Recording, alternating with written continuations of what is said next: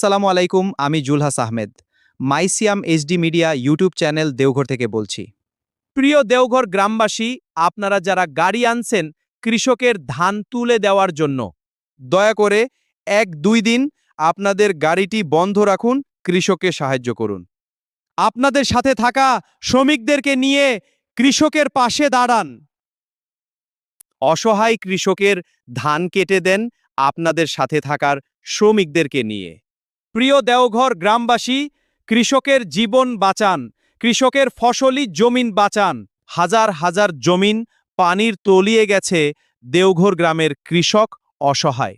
আমাদের গ্রামের কৃষকরা অনেক দুর্ভোগে আছে, সকলে মিলে সাহায্যের হাত বাড়িয়ে দেন।